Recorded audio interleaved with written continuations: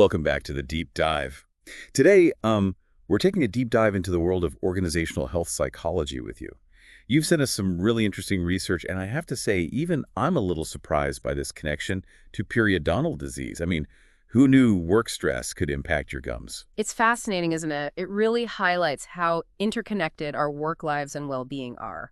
This field of study looks at how work impacts our physical and mental health, but goes way beyond handing out stress balls or telling someone to take a break. It's more about fixing the pipes, as you mentioned earlier, right? Yeah. Instead of just mopping up the mess. Exactly.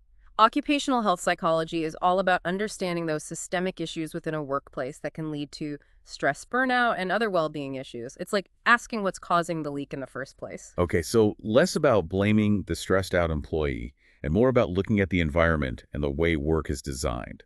Absolutely. Think about it this way. If everyone in a particular department is experiencing high levels of stress, it's probably not because they're all just bad at handling stress. There's likely something about the work itself, the culture or the management style, that's contributing to the problem. So it's about recognizing that work stress is often a shared concern, not just a personal problem. You got it. Mm. And, this shift in perspective is actually pretty recent. For a long time, stress was seen as a weakness, something you just had to toughen up and deal with on your own.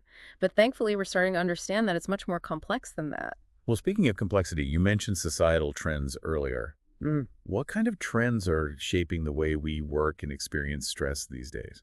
Oh, there are so many. Think about how much the world of work has changed in recent decades. Globalization, rapid technological advancements, the gig economy, the always-on work culture, all of these things create very specific stressors for workers. So what are some of the common culprits we see popping up in the research you've shared? What are those leaky pipes we should be looking out for? Well, some are pretty obvious, like heavy workloads and demanding schedules. Those are always high on the list. Then there's the constant pressure to be connected thanks to smartphones and email. It can be hard to truly disconnect from work, which can lead to a feeling of being always on. I'm definitely guilty of checking work emails after hours. It's hard to resist. I hear you. And it's not just about the quantity of work, but the quality too. Things like lack of control over your work, feeling like your skills are being underutilized, or a mismatch between your values and the job demands can be incredibly stressful. It's like feeling stuck, right? Like you're spinning your wheels, but not really going anywhere. Exactly. That feeling of stagnation can be a huge stressor. And then, of course, we have the ever-present issue of job insecurity. In today's economy, it's not uncommon to feel like your job is on the line, which can be incredibly anxiety-provoking. Okay, so we've got heavy workloads, always being on, feeling stuck, job insecurity. What else? What about those new technologies you mentioned earlier? It seems like they could be both a blessing and a curse. They definitely are a double-edged sword. On the one hand, technologies like automation and artificial intelligence have the potential to make our work lives easier and more efficient.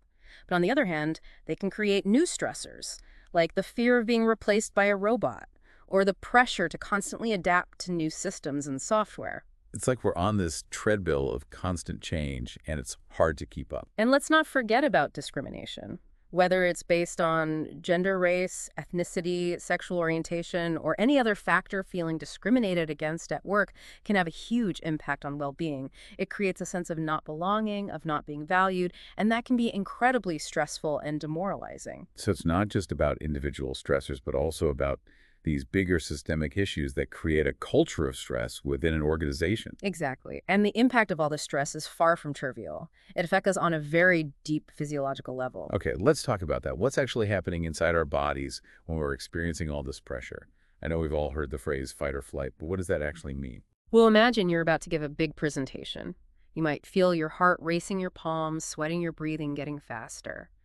These are all physical manifestations of the stress response. It's our body's way of preparing us to either confront the threat fight or run away from it flight. So basically, our bodies are still reacting as if we're facing a saber-toothed tiger, even though the biggest threat we face now might be a reply-all email mishap. Pretty much. It's a primal response that's hardwired into us.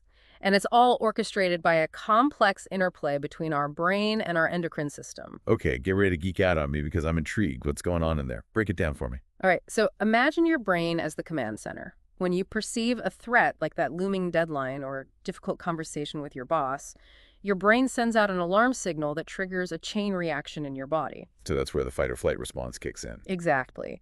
This signal activates the hypothalamic pituitary adrenal HPA axis.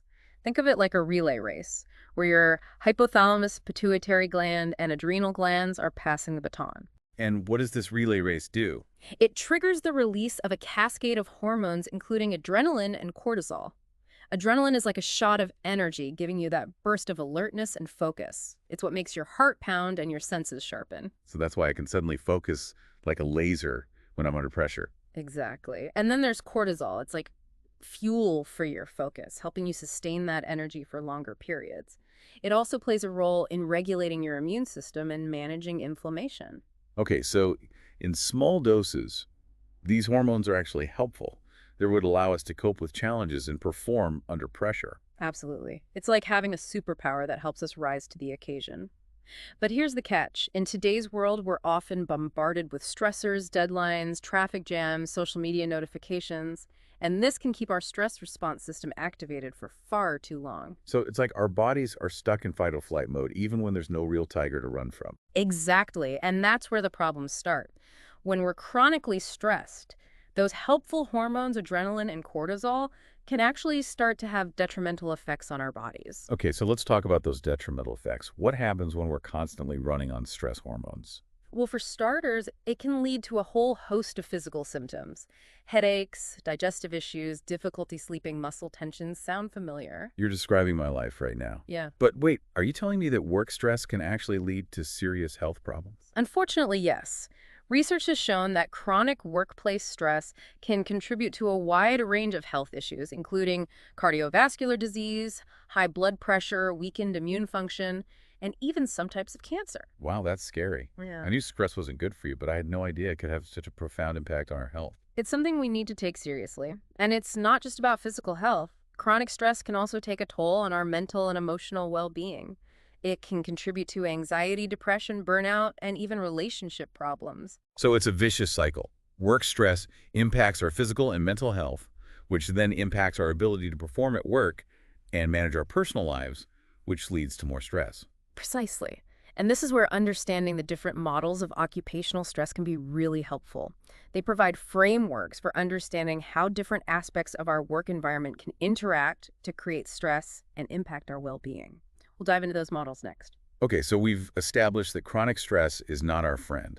But before we dive into those models, you mentioned something called eustress earlier. Isn't that a good kind of stress? Can stress actually be good for us? It absolutely can. Eustress is that feeling of excitement and motivation we get when we're challenged and engaged. Think of it like the feeling you get when you're working on a project that pushes you outside your comfort zone, but in a good way. You're energized, focused, and excited to see it through. So it's like the difference between feeling overwhelmed by a task and feeling invigorated by it. Exactly. Eustress can actually enhance our performance and creativity.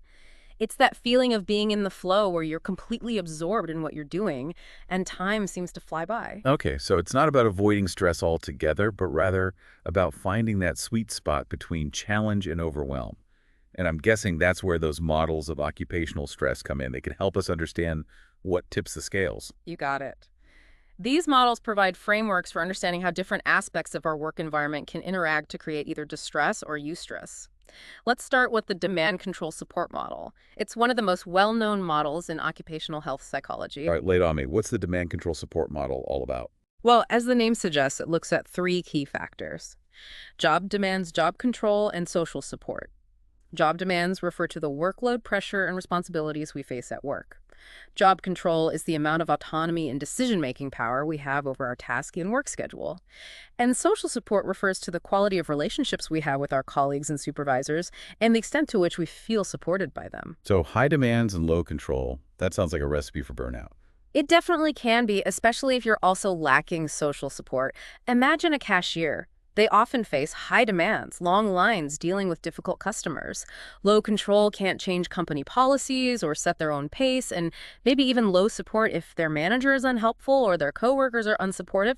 That's a recipe for stress. But what if you have high demands but also high control and support? Yeah. Like maybe a graphic designer working on a tight deadline for a big project, but they love the work and have a great team supporting them. That's a great example. In that scenario, the high demands might actually be energizing because the designer has the autonomy and support to rise to the challenge. Okay, that makes sense. So it's not just about the amount of stress, but about the context in which we experience it. Exactly.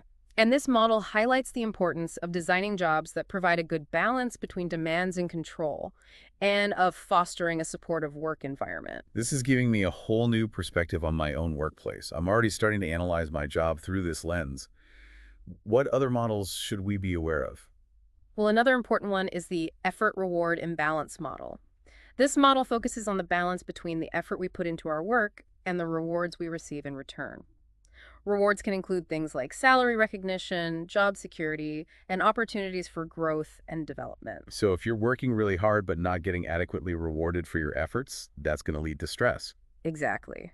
This model suggests that a prolonged imbalance between effort and reward can be a major risk factor for stress-related health problems, both physical and mental. It's like feeling undervalued, right? Like you're giving a lot but not getting much back in return. That can be really demoralizing. Absolutely. And it can lead to feelings of cynicism, resentment, and even anger towards your work or your employer. Okay, so we've got the demand control support model and the effort reward imbalance model. What else? Are there any other frameworks that can help us understand this complex world of work stress? There are a few others. There's the person-environment fit model, which looks at the match between an individual's skills, values, and needs and the demands and opportunities of their work environment. If there's a good fit, they're more likely to thrive. But if there's a mismatch, it can lead to stress, frustration, and burnout. So it's like trying to fit a square peg into a round hole. You might be able to force it, but it's not going to be comfortable or sustainable in the long run. That's a great analogy. And then there's the job demands resources model, which focuses on the balance between job demands, the things that require effort, and job resources, the things that help us cope with those demands. Resources can include things like social support, autonomy feedback, and opportunities for growth. So this model is saying that even if we have high job demands, if we also have enough resources to support us, we're more likely to stay healthy and engaged. Exactly. It's all about finding that balance. And this model highlights the importance of providing employees with the resources they need to manage their workload and thrive in their roles. Okay, I'm starting to see a pattern here. All of these models emphasize the importance of balance. Balance between demands and control effort and reward resources and demands. Is it really that simple? It's definitely more nuanced than that, but balance is a key concept. And I think the most important takeaway is that stress is not just an individual problem, it's also an organizational problem. It's about creating work environments that support well-being, not just expecting individuals to tough it out on their own. So it's about shifting the focus from what's wrong with this employee to what can we do to create a healthier and more supportive workplace. Exactly. And speaking of creating a supportive workplace, let's talk about coping strategies. What are some things individuals can do to manage their stress and build resilience? All right, let's get practical. I'm ready to hear some tips for navigating this stress-filled world. What's the best way to deal with all this pressure? Spill the secrets. Well, I wish there was a one-size-fits-all solution, but unfortunately there isn't. What works for one person might not work for another. But there are definitely some evidence-based strategies that can be helpful.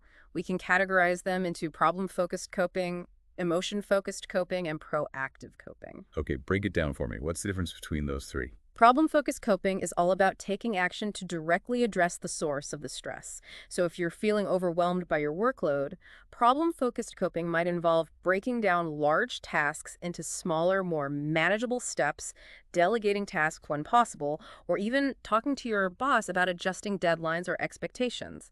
So it's about taking control of the situation rather than letting it control you. Exactly. It's about being proactive and finding solutions. I like that.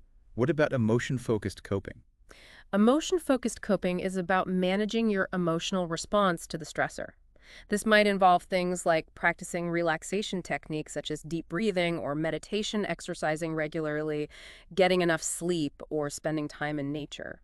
So this is about taking care of yourself and finding healthy ways to de-stress and recharge. Exactly. It's about acknowledging your emotions and finding healthy outlets for them rather than bottling them up or letting them overwhelm you. Okay, that makes sense. And what about proactive coping? What does that look like? Proactive coping is about building resources and skills to handle future stressors. This might involve things like learning time management techniques, improving your communication skills, setting boundaries, or strengthening your support network. So it's like getting ahead of the game, building your resilience so you're better equipped to handle whatever challenges come your way. Exactly. It's about investing in yourself and developing the tools and resources you need to thrive both personally and professionally. Okay, I'm really liking these coping strategies. It's like having a toolbox full of different options for dealing with whatever stress throws my way. And the key is to find what works best for you. There's no right or wrong way to cope as long as it's healthy and helpful. You mentioned burnout earlier. Is that something we can prevent using these coping strategies, or is it more complicated than that? Well, burnout is a complex phenomenon, and it's not always preventable, but there are definitely things individuals and organizations can do to reduce the risk. Okay, so let's talk about burnout. What exactly is it, and how is it different from just feeling stressed or overworked? Burnout is a state of emotional, physical, and mental exhaustion caused by prolonged or excessive stress. It's characterized by feelings of cynicism and detachment from your work, a sense of reduced personal accomplishment, and a lack of motivation and energy. So it's more than just feeling tired. It's like losing your passion and purpose. Exactly. Burnout can really take a toll on your well-being and can even lead to serious health problems if left unaddressed. And it's a growing problem, especially in certain professions. Are there certain jobs where we see burnout more often? Yes, definitely. Burnout is particularly common in helping professions like healthcare, social work, and education, where people are constantly giving of themselves and dealing with emotionally demanding situations. It's like their emotional batteries are constantly being drained. Exactly. And burnout is also common in high-pressure, high-stakes jobs like finance, law, and management, where there's a lot of pressure to perform and succeed. So what are some of the signs and symptoms of burnout? How do you know if you're heading down that path? Well, as we mentioned, exhaustion is a key symptom. You might feel physically, emotionally, and mentally drained even after getting enough sleep. You might also experience increased cynicism and negativity towards your work and your colleagues. Well, it's like feeling disillusioned with your job, like you've lost that spark. Exactly. You might also start to feel less effective and productive at work. Tasks that used to be easy might feel overwhelming, and you might have trouble concentrating or making decisions. So if you're noticing these signs, what can you do? Is there a way to recover from burnout, or is it a one-way ticket to misery? Thankfully, there are ways to recover from burnout, but it takes time and effort. Self-care is crucial. Getting enough sleep, eating a healthy diet, exercising regularly, and engaging in activities that bring you joy and relaxation. So it's about prioritizing your well-being and replenishing those depleted batteries. Exactly. It's also important to set boundaries between your work life and your personal life. Make sure you're taking breaks throughout the day, disconnecting from work after hours, and making time for activities that have nothing to do with work. This all sounds like great advice for individuals, but what about the role of organizations in preventing and addressing burnout? Isn't there a responsibility on their part to create healthier workplaces? Absolutely. Organizations play a huge role in fostering a culture of well-being and preventing burnout. And this is where organizational interventions come in. All right, let's talk about those interventions. What can organizations do to fix the pipes and create a more supportive work environment?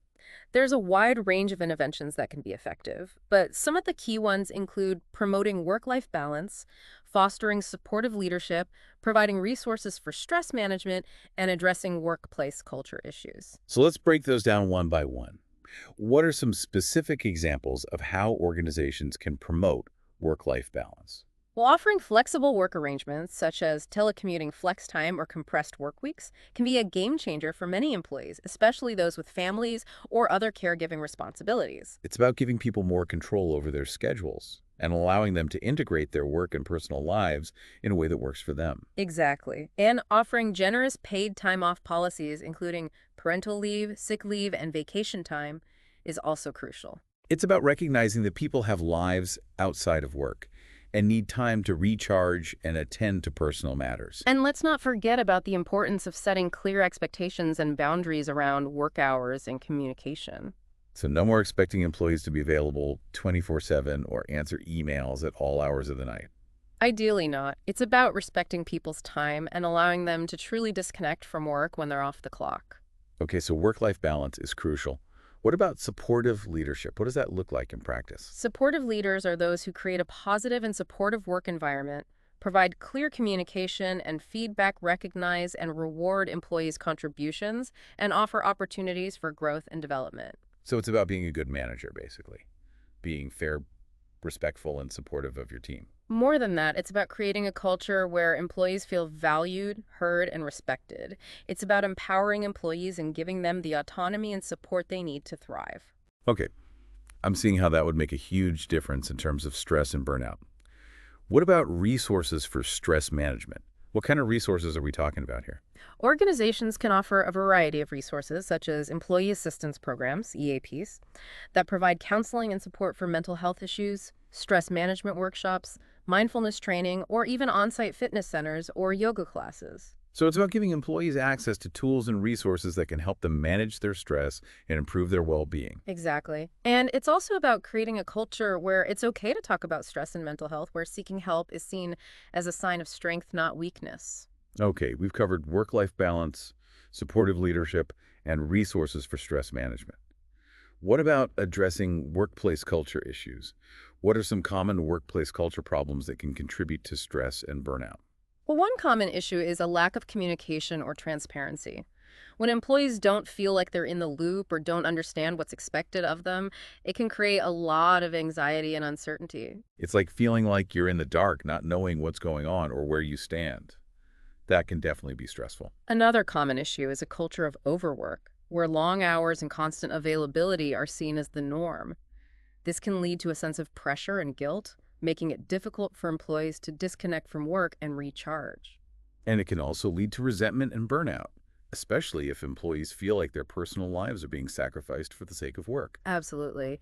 And another issue that often comes up is a lack of recognition or appreciation. When employees feel like their hard work is going unnoticed or unappreciated, it can be very demotivating and lead to feelings of cynicism and detachment. It's like feeling invisible, like your contributions don't matter. That can be really tough. And of course, we can't forget about the importance of addressing issues of discrimination and harassment.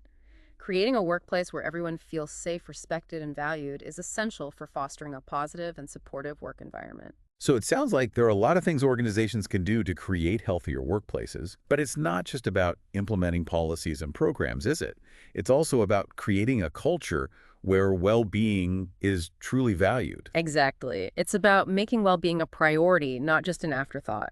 And it's about recognizing that investing in employee well-being is not just the right thing to do, it's also good for business. Right? Happy and healthy employees are more engaged, productive, and creative, which ultimately benefits the bottom line. Exactly.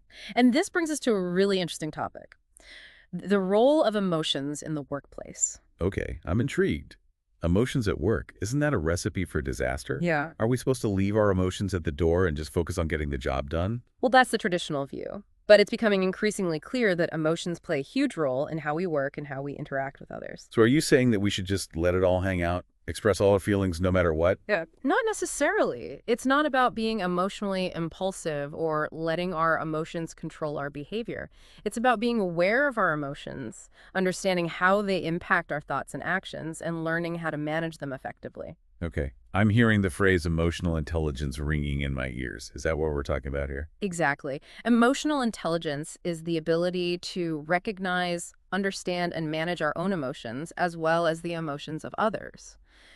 It's a crucial skill for success in the workplace, especially for leaders. So what does emotional intelligence look like in practice? Can you give me some examples? Sure. Emotionally intelligent people are good at reading social cues and understanding the underlying emotions of others. They're also good at regulating their own emotions so they don't overreact to situations or let their emotions get the best of them. So they're basically good at handling interpersonal situations and navigating the emotional landscape of the workplace. Exactly. And they're good at building strong relationships, communicating effectively, and resolving conflict constructively. Okay, I can definitely see how that would be valuable in any workplace. But what about negative emotions like anger, frustration, or sadness? Are those always bad for the workplace? Well, all emotions are valid, and they all serve a purpose. Even negative emotions can provide valuable information and insights. So it's not about suppressing our negative emotions, Yeah. but about understanding them and finding healthy ways to express them. Exactly. It's about creating a workplace culture where it's okay to acknowledge and talk about our emotions, where we can support each other through difficult times, and where we can learn from our experiences. Okay, this is all making a lot of sense, but I have to admit, I'm still a little skeptical about this whole emotions at work thing. It seems like it could get messy pretty quickly. I understand your skepticism. It's a delicate balance. But when we ignore or suppress our emotions, they don't just go away. They often manifest in unhealthy ways, such as passive aggressiveness, resentment, or burnout. So it's better to acknowledge and address our emotions head on rather than letting them fester and potentially sabotage our relationships and our well-being. Exactly. And this brings us to a really fascinating perspective on all of this, the psychoanalytic perspective on career and burnout. Okay, you've officially piqued my curiosity. Psychoanalysis and work. I never would have put those two together. What's the connection? Well, psychoanalysis is all about understanding the unconscious motivations and conflicts that shape our thoughts, feelings, and behaviors. And it turns out that these unconscious factors can play a big role in our career choices and our experiences at work. So you're saying that sometimes we might choose a career path for reasons we're not even aware of. Exactly. For example, someone might unconsciously choose a career that mirrors a childhood conflict or that fulfills a need for approval or validation from others. That's fascinating. So how do we even begin to understand these unconscious motivations? Are we talking about lying on a couch and free associating? Well, one tool that's sometimes used is a vocational genogram. It's basically a family tree that maps out not just our ancestors, but also their occupations and any significant events or patterns related to work. So it's like looking at our family history to see if there are any hidden influences on our own career choices. Exactly. For example, maybe you come from a long line of doctors, and you've always felt pressure to follow in their footsteps, even if your true passion lies elsewhere. Or maybe you unconsciously chose a career that mirrors a dynamic you experienced in your family of origin, like a need to please a demanding parent or a desire to rebel against expectations. That's really interesting. So if we're feeling stuck or unfulfilled in our careers, exploring our family history and our unconscious motivations might help us understand why. It can definitely be a valuable tool for self-discovery and career exploration. And it can also help us understand why we might be experiencing certain patterns or challenges in our work lives. Okay, so we've covered a lot of ground in this deep dive. We've explored the physiological and psychological impacts of stress, different models of occupational stress coping strategies, burnout organizational interventions, the role of emotions at work, and even the psychoanalytic perspective on careers. It's been quite a journey, and I think the most important takeaway is that work and well-being are inextricably linked. Absolutely. Our work can have a profound impact on our physical and mental health, and it's essential that we prioritize our well-being both for our own sake and for the sake of our organizations. And I think it's also important to remember that well-being is not a destination, it's a journey. It's something we need to actively cultivate and nurture both individually and collectively. Okay, so what are some things our listener can do to start taking better care of their well-being at work? What's one small step they can take today to make a difference? Well, I think the first step is simply to become more aware. Pay attention to how you're feeling both physically and emotionally, and notice any patterns or triggers that might be contributing to your stress. Once you're more aware of what's going on, you can start to experiment with different coping strategies and find what works best for you. That's a great point. Self-awareness is key. It's like shining a light on those blind spots so we can start to make conscious choices that support our well-being. Exactly. And don't be afraid to ask for help. Talk to your manager, your HR department, or a trusted colleague if you're feeling overwhelmed or stressed. There are resources available to support you, and you don't have to go through this alone. And I think it's also important to remember that we're all in this together. Creating a culture of well-being requires a collective effort. It's about supporting each other, speaking up when we see something that's not right, and advocating for policies and practices that promote well-being for everyone. Absolutely. It's about creating a workplace where everyone can thrive, not just survive. Okay, that's a great message to end on. We've covered a lot of ground today, but this is just the beginning of the conversation. There's so much more to learn and explore about the world of work and well-being. And we encourage our listener to keep digging deeper, keep asking questions, and keep advocating for themselves and for a more humane and sustainable world of work. So here's a final thought to take with you. What one small change can you make in your workplace today to create a more positive and supportive environment?